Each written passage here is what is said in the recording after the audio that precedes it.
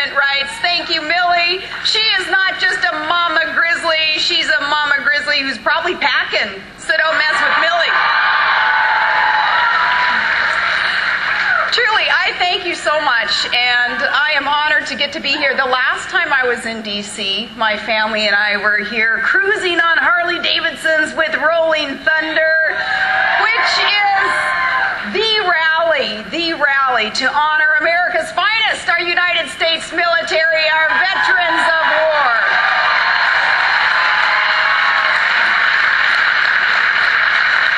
Nothing says America louder or prouder than chopped Harley hogs, driven by our heroes, those vets. Now, when we were here last, my husband Todd, he was able to drive one of those 400,000 machines that day. He traded in the bike, though, for a snow machine this week. He's back home gearing up for his 2,000-mile race across Alaska, the Iron Dog, so he couldn't make this trip. My girls are here, though. They were with me at Rolling Thunder. Bristol and Willow are here with me somewhere today, out here. Glad they're with us. Do you know why Rolling Thunder chose Washington for their rally? They wanted to make their engines their voice. They wanted to rev them at the seat of power. And that's exactly why CPAC started back in the 1970s. Conservatives wanted not so much government, but the Republican Party to hear us. At the 1975 CPAC, Ronald Reagan, he laid out a blueprint for rebuilding the GOP under a banner of bold colors, not pale pastels. And ever since then, CPAC has been the rally for conservative action, and that's why I am glad to be here today with all of you conservative activists.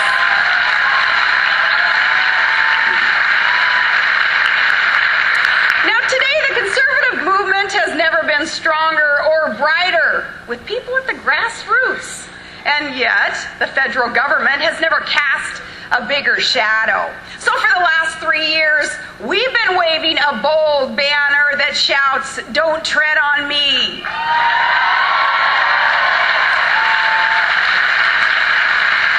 See, the Tea Party rose up because Americans woke up.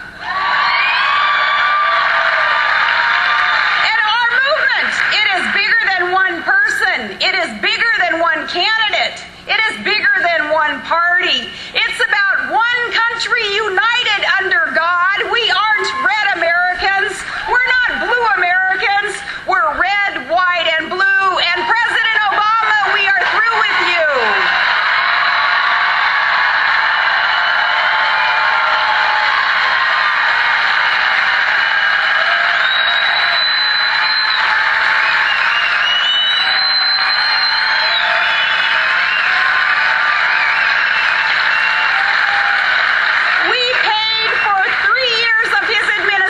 And we cannot afford 4 more.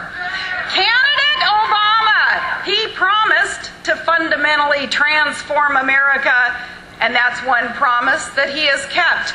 Transforming a shining city on a hill into a sinking ship. Promising to cut deficits in half, and instead he's piled on trillions more in debt. Trillions more, $135,000 per taxpayer just in this new debt, $3 million more a minute, and no plan to stop it. No plan, no budget. Going on 1,000 and some odd days, and still no budget. He mucked it up.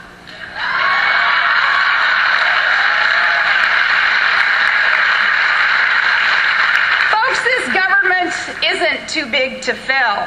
It's too big to succeed.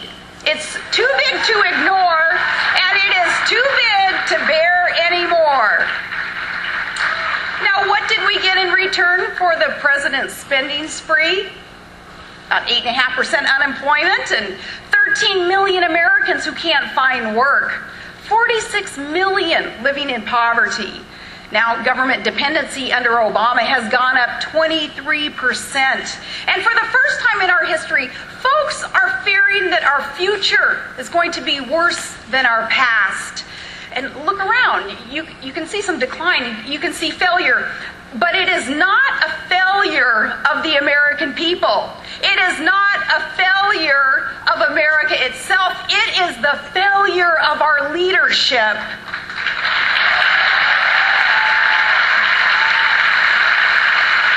But we know how to change that. Oh, yes, we do. Oh, yes, we can.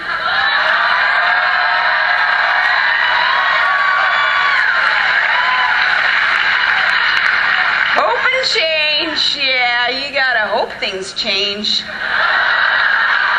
It's change that we can believe in, change that we need. It's the change I want to talk about today because, to borrow another phrase from our president, we can't wait. Our country hangs in the balance.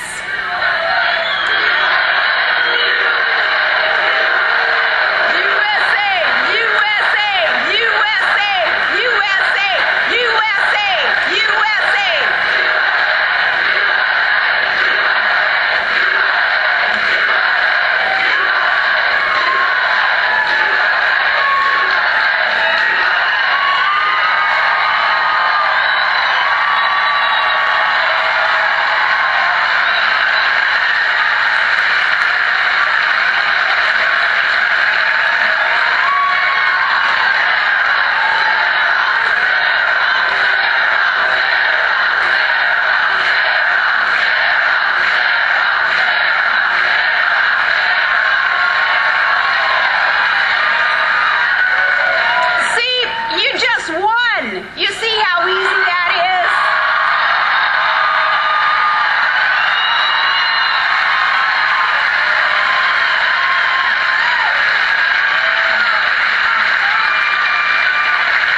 We can't wait. We must come together as constitutional conservatives to save our republic. America has reached her tipping point. The door is open, though, folks. Declare it. The door is open. Now, if they keep trying to tax and take and spend our way to prosperity, we know where we'll end up. Just look to the old world to see the new world's future. It's a future of downsizing and downturns and downgrades. Now, that's the future of the far left stream. That's not the American dream. And so help me God, it's not a future we will ever accept.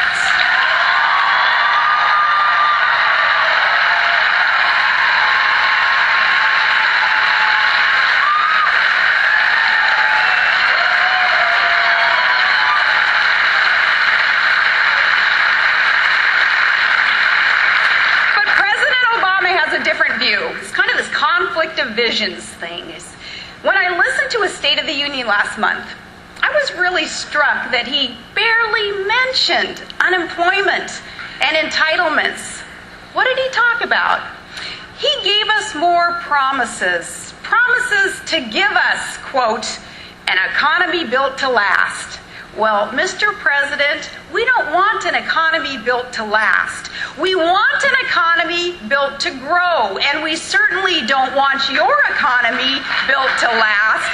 We want your administration to end.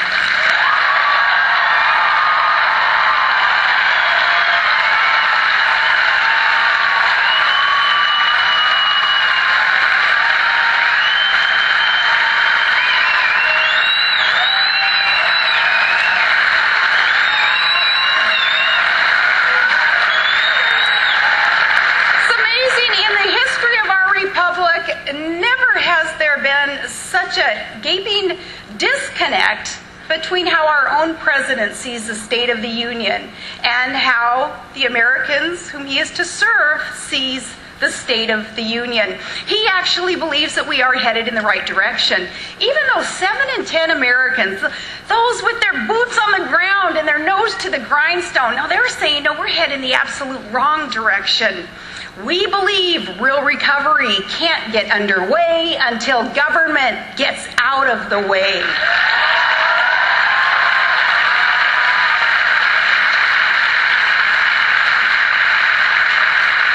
The president wants to raise taxes so he can redistribute wealth. We want to cut taxes so that we can create more wealth. Government digging us deeper and deeper into debt. It's not because it taxes too little. It's because it spends too much. We know how to deal with that debt. You cut it, gut it, get rid of it. Americans shouldn't have to spend their lives working so hard so Washington can spend easy. He says that he has a jobs plan now, a jobs plan to win the future. WTF, I know.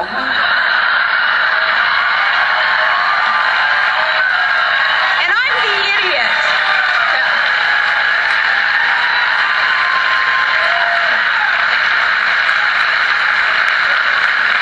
WTF plan. Well, he'll invest your money in bullet trains to nowhere, but he'll stop Boeing from building airplanes anywhere. Bankrupt green energy companies get sweet loans and grant offers, but oil pipelines not allowed to give you job offers. We say his plan isn't winning the future. It is losing our country. We have a better jobs plan, and it's called the free market, and it worked before this president, and it will work again after this president.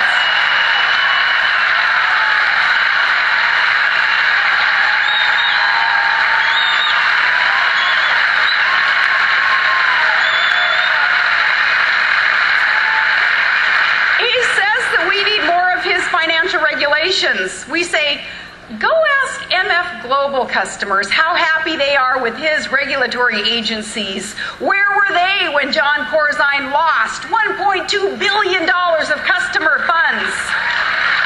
Remember, his Washington regulatory wizards, they didn't prevent the financial meltdown. These folks have helped cause it, and you had to bail them out. The president says, well, small Americans, small town Americans, we bitterly cling to our religion and our guns because we're just doggone frustrated with his pace of change. You say, I say, we say, keep your change, we'll keep our God, our guns, our Constitution.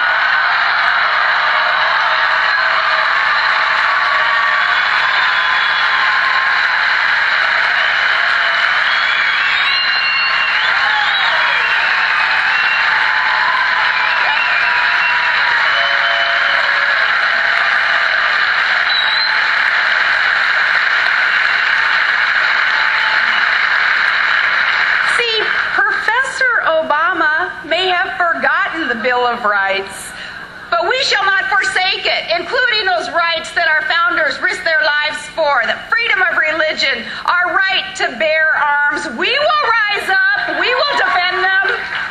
The president believes that your tax dollars should subsidize, Planned Parenthood. We believe that every child is created equal with that right to life.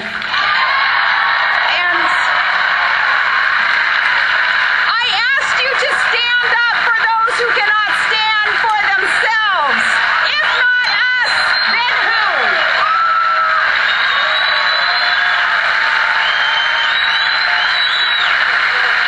Thank you.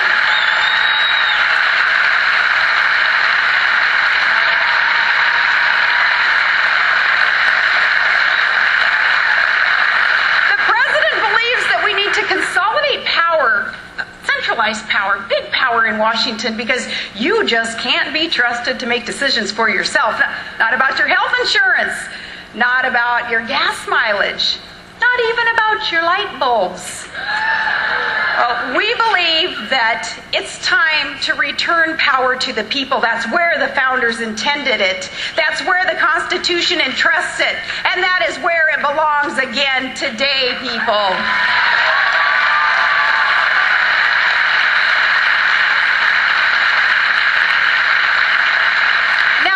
Perhaps this distrust of us is because he seems to believe that America is actually a destructive force in the world. that we should apologize to enemies. He believes that we should share our missile defense technology with the Kremlin. He believes we should make deep cuts in our military while other nations are building up their militaries. Deep cuts to our troops while we keep on spending wildly on everything else. Talk about priorities. Now, today, the White House is actually trying to negotiate with the Taliban, while at the same time they're watching helplessly as Iran moves perilously close to developing their nukes and the ICBMs to deliver them. We say our number one constitutional duty that belongs to the commander-in-chief is protecting the American people and this great land and our allies. God bless Israel.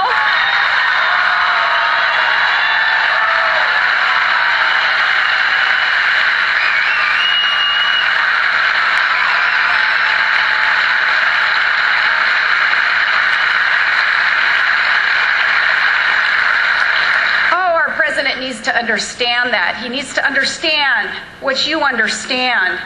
That is what America's brave fighting sons and daughters are asked to risk their lives for every day. If only he would understand that. This isn't some international community organizing we're talking about or social welfare networking that's going on. No, we will never apologize for America's strength and our greatness, and we will refuse to accept that a weak America means a better and safer world.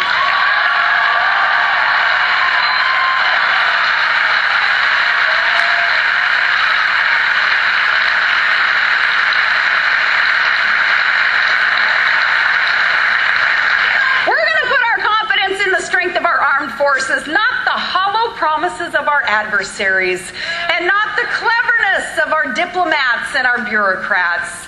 As generations before us, they, like we now, will gladly, proudly fight to defend this land of the free. We must be home of the brave.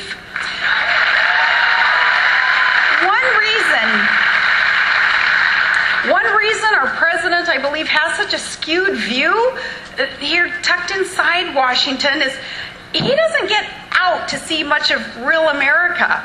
Now, 11 months from now, he'll have his chance to spend his time outside D.C., all of it.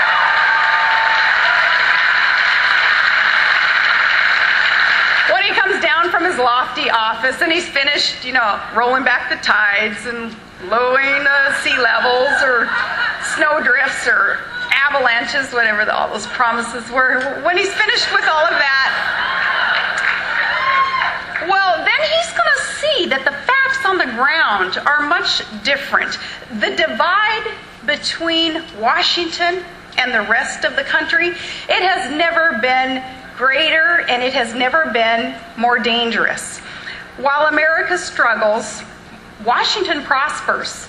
And while our real estate markets crash, Washington's is strong. We've suffered massive job losses out there. Washington is hiring. But the question is, they're hiring for what? They don't manufacture. They don't mine. They don't drill. They don't harvest. They produce nothing. And the services that they provide, they increase dependency, not freedom. They don't create wealth. They take it. This is Obama's Washington. It's not the Washington of our founders, but the Washington of the permanent political class. It is something that our forefathers never envisioned, and they would have sworn their lives, their fortunes, their sacred honor to change. This Washington, it borders 7 of the 10 wealthiest counties in America. It's now home to the highest per capita income. Here, millionaires are minted overnight. Heck, they even have a Lamborghini dealership here. Not that there's anything wrong with Hot Wheels. But this is the playground for the government rich, and they're hoping that you all work really, really hard to keep her going. So, though the people need and demand urgent reform, from this growing out-of-touch government, and it's for freedom's sake, and it's to grow our small businesses and hire more people, though we know that things must change rapidly in order to let the private sector grow. Friends, there is no such sense of urgency here in Obama's Washington, because life around here is really good materially. Our permanent political class is content. They're immune to the realities that the rest of us face. See, they exempt themselves. They play by a different set of rules. Look at, say, their EPA. EPA, it's imperiling private industry. It's imperiling our energy independence, the steps that we need to take to be secure, and it's enslaving us really to these foreign dangerous supplies of energy instead of tapping into our own God-given sources of energy here underfoot. That's what the EPA is all about right now. And you have to ask yourself, though, well, when was the last time you saw the EPA prevent constructing, say, a new government building? Maybe instead of calling Washington a swamp, we should call it a wetland. Maybe that'll slow down the growth of government.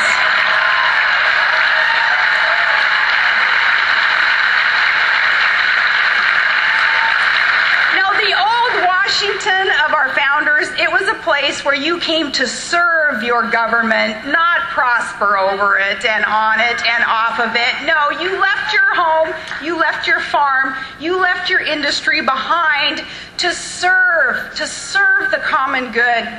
But this Washington is a place where politicians, they arrive as men and women of modest means, and they become plutocrats. The money-making opportunities for DC politicians are really endless. But they don't just enrich themselves off of you for themselves. They spread the wealth around to their pals. And this has a name. It's called crony capitalism.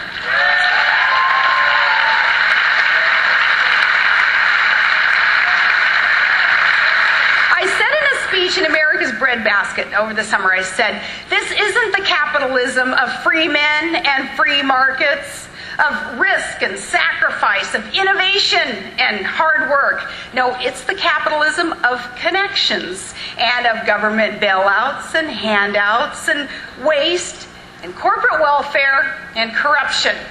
This is the capitalism of Barack Obama and the permanent political class. And it's why I say to the Occupy protesters, you're occupying the wrong place, you're protesting the wrong thing.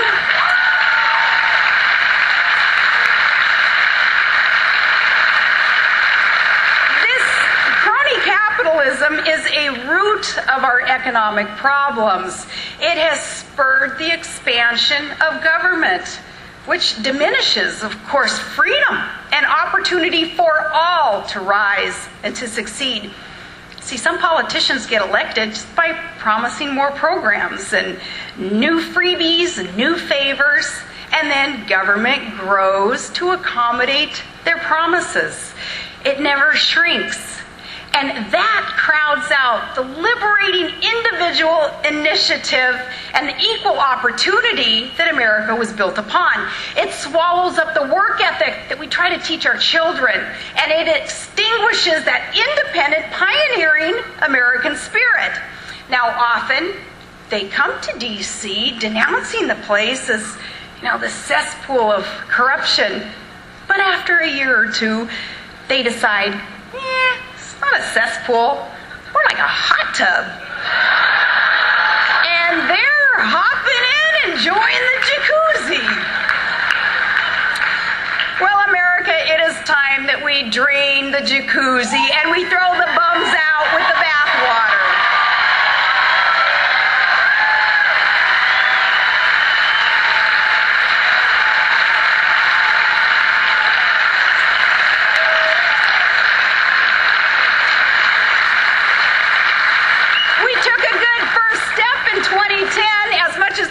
Wants you to forget that election, Tea Party patriots won an historic victory.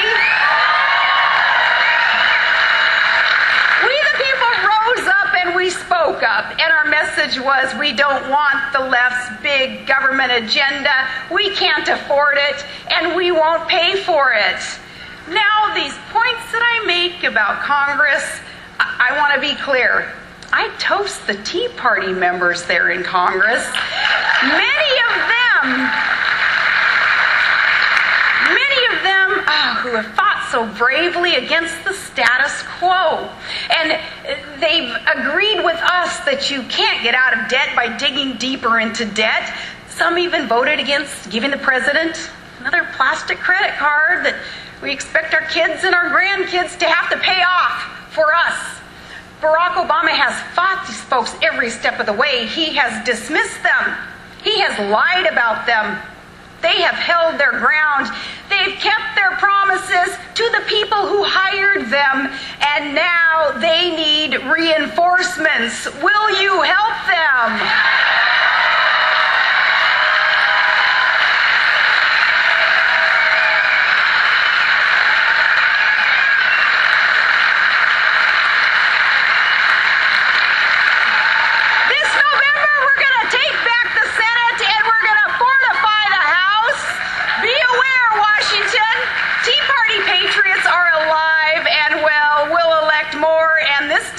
Establishment, we expect them to get leadership posts in Congress.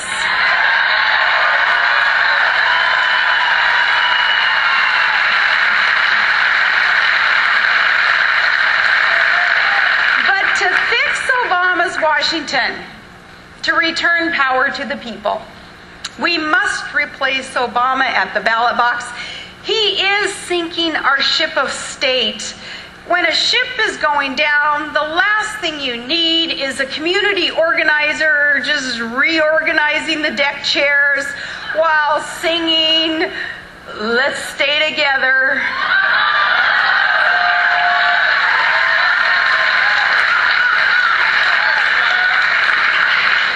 We should not forget that for all of his lofty rhetoric and all of his song, now President Obama is a Chicago politician where graft, cronyism, quid pro quo, that's the Chicago way. I came from a state with a corruption problem too. The difference is, though you don't make many friends in the establishment doing it, I fought the corrupt political machine. Barack Obama, though, he used it. He used it to advance. He never challenged it. He never changed it. He brought it here with him. And now in the campaign, he'll try to reinvent himself now as the champion of the working man. Like, Carhartts and steel-toed boots are us. Well, sorry, but no. He's the champion of the power players who will bankroll his billion-dollar campaign. Lord only knows how many more cylinders are out there that he had promised them to repay their investment in him. We can't afford to find out. Now, friends, we don't know who our nominee will be to come up against Barack Obama and his failed policies in the fall. We don't know who our nominee will be, but we know that this election will be hard fought. Our nominee must be ready, strong, fortified, passionate, a fighter for American ideals.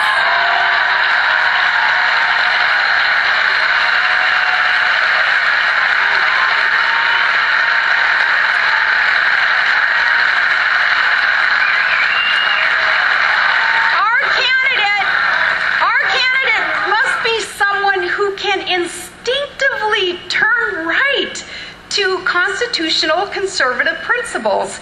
It's too late in the game to teach it or to spin it at this point. It's either there or it isn't. So listen, all of these challenges facing America, all these questions, and our candidates, they're trying to articulate the right answer through oftentimes a foggy filter of a biased media and through maybe bullying campaign expert advisors who they themselves, they're not willing or able to run for dog catcher, but they'll tell these candidates what they should say. Well, you got to remember, a candidate's true intentions their real answers, they can be found in that candidate's view of government itself. My view comes directly from the most brilliant blueprints crafted for us. It seems providentially that they were crafted back then for us today.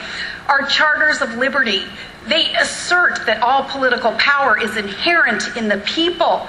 Government originates with the people's ideas. It's founded on their will only, and it's instituted solely for the good of the people. Now, he who inherently believes that, that's who I'm looking for. That's who we're looking for in our nominee. And we're hearing now, we've all heard from these experts that, we gotta name our nominee right now. Gotta wrap it up. No debate for you. Cut it off. We're through. As if competition weakens our nominee. And yet in America, we believe that competition strengthens us. Competition elevates our game. Competition will lead us to victory in 2012. We must stay true to our principles. I believe that the competition has got to keep going. But let's make sure this competition brings out the best in our party.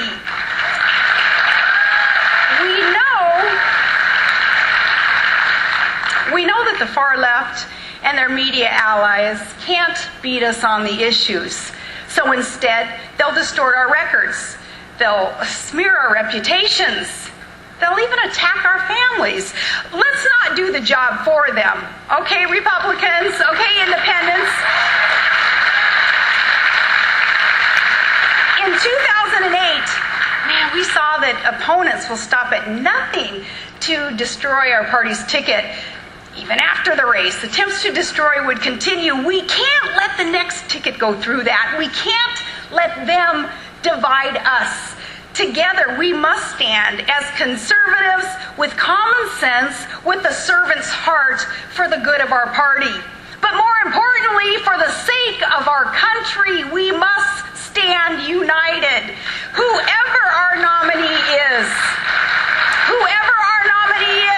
we must work together to get him over the finish line so he can start tackling this defense of our republic.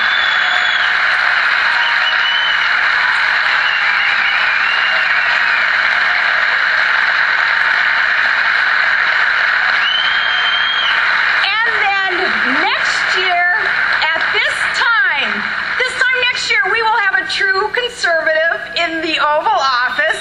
And next year, may he be here, one of us, speaking to us at CPAC. We will have a president who defends our American way of life instead of apologizing for it. We will have a commander-in-chief worthy of our troops.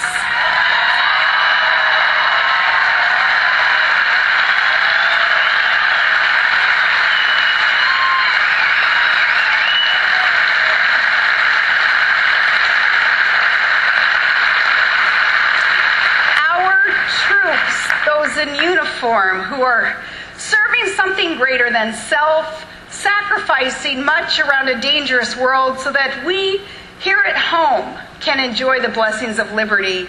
They represent the best of America. In their honor, please know that we are so blessed to live in the greatest nation ever known.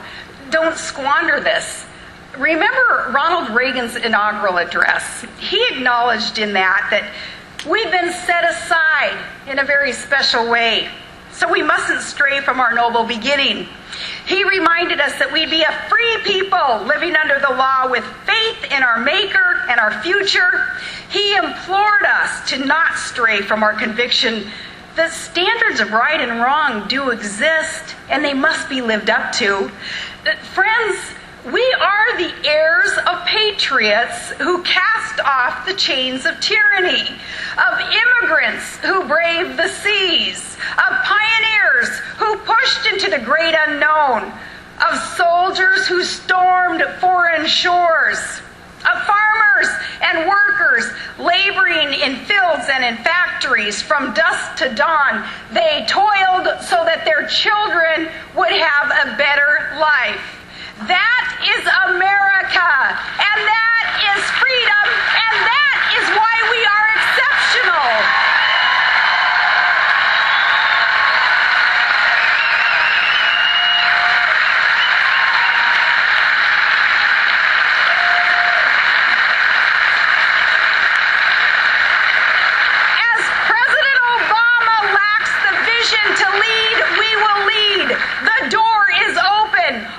vision is as bold and strong and free as the country that we love. It's a vision of government that works for us, not against us. It's a vision that is rooted in the old Washington of our founders, not the Washington of today's permanent political class. It is a vision of reward for hard work and personal responsibility, of liberty and of empowerment. It's a vision that our heroes throughout history proved through liberating strife, their selfless love of country. It is the enduring vision of this land which God has shed his grace upon. We will cherish it. We will preserve it. We will fight for it. The door is open. God bless you, patriots. And